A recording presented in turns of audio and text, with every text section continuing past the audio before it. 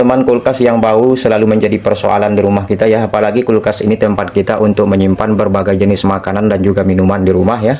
Apalagi memang kulkas ini jarang kita bersihkan teman-teman, tentu saja akan menimbulkan bau yang tidak sedap ya. Halo teman-teman, assalamualaikum warahmatullahi wabarakatuh. Berjumpa kembali dengan channel Sokreatif yang sangat bermanfaat dalam kehidupan kita sehari-hari. Baik teman-teman, langsung saja di video kali ini saya akan membagikan bagaimana caranya untuk mengatasi kulkas yang bau atau tidak sedap ya. Karena memang kulkas ini sudah menjadi kebutuhan kita di rumah teman-teman. Bisa dibilang kulkas ini sudah dipastikan ada di setiap rumah ya. Apalagi memang fungsi dari kulkas ini sangat banyak sekali, bisa untuk menyimpan makanan dan juga minuman ya, bahkan untuk mengawetkan dan juga membuat supaya makanan kita tentunya akan tetap awet. Namun apa jadinya jika kulkas kita di rumah yang kita pakai setiap hari menimbulkan bau yang tidak sedap? Jadi di sini kalian tidak usah khawatir ya. Di sini kita akan membuat dua cara teman-teman. Bagaimana caranya untuk mengatasi bau kulkas yang tidak sedap? Tentunya dengan cara yang cukup mudah ya. Jadi simak terus videonya mulai awal sampai akhir supaya nanti teman-teman juga bisa mencoba di rumah. Nah, untuk caranya yang pertama-tama kita siapkan terlebih dahulu sebuah wadah ya. Di sini saya menggunakan wadah kecil bekas es seperti ini. Masalah wadah kalian saja yang mengkondisikan di rumah ya. Di sini saya menggunakan dua tempat atau dua wadah. Intinya supaya lebih mantap untuk mengatasi bau yang tidak sedap di kulkas kita teman-teman. Nah, selanjutnya kita siapkan bahan yang sangat mudah kita dapatkan ya. Tentu saja dipastikan di rumah kalian sudah ada bahannya ini, yaitu kita menggunakan bubuk kopi murni seperti ini teman-teman. Apalagi bagi penikmat kopi tentunya sudah tidak asing lagi ya, karena kegunaan bubuk kopi ini sangat banyak sekali, terkhusus untuk mengatasi bau yang tidak sedap di kulkas kita ya. Jadi kita buat dalam satu wadah 2 sendok ya, tentunya lebih banyak lebih mantap ya.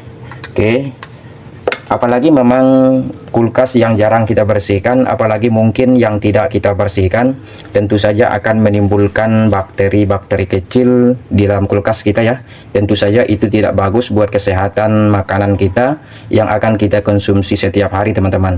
Nah, di sini sekaligus saya akan membagikan bagaimana caranya untuk mengatasi bakteri di dalam kulkas kita ya. Jadi ini kita pinggirkan terlebih dahulu. Kita akan langsung siapkan bahan yang kita perlukan ya. Yang pertama kita siapkan tisu. Oke, seperti ini untuk membersihkannya atau lapnya ya. Nah, selanjutnya kita siapkan bahannya. Tentu saja sangat mudah juga kita dapatkan, yaitu kita menggunakan cuka ya. Oke, langsung saja kita akan langsung praktekkan. Nah, sebelum kita letakkan bubuk kopi ini terlebih dahulu, kita akan bersihkan dan sekaligus membunuh kuman-kuman bakteri yang ada di dalam kulkas ini ya.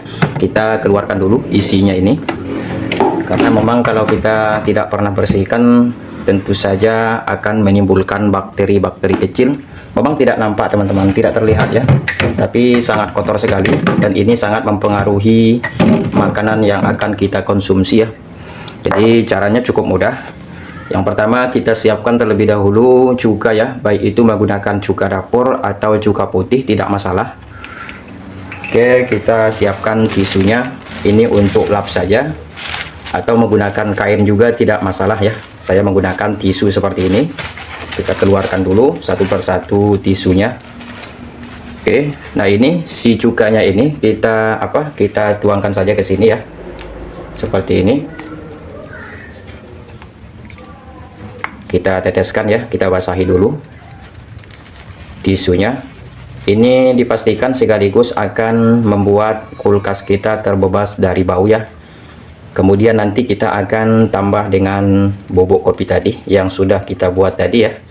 Oke, ini sudah kita basahi. Kemudian ini kita bersihkan ya, kita lap perlahan demi perlahan. Jadi bagian yang kotor di area kulkas kita ini kita bersihkan secara merata ya. Mungkin kalian selama ini tidak tahu ya, kalau cuka ini sangat mantap, sangat ampuh kita buat untuk mengatasi atau membunuh bakteri-bakteri kecil yang ada di dalam kulkas kita ini. Jadi kita bersihkan dulu di bagian sini ya, di bagian atas sini.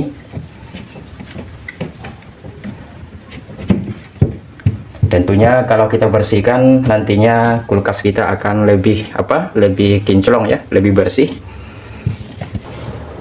Oke, kita tambah lagi, kita tuangkan lagi cukanya ya. kita basahi. Ini saya buat banyak saja ya, bisa terlihat ya, saya buat banyak supaya semakin membunuh bakteri-bakteri yang ada di dalam kulkas kita ini ya, karena kulkas ini merupakan satu kebutuhan rumah tangga kita yang kita butuhkan ya. Oke, kita buat di bawah sini.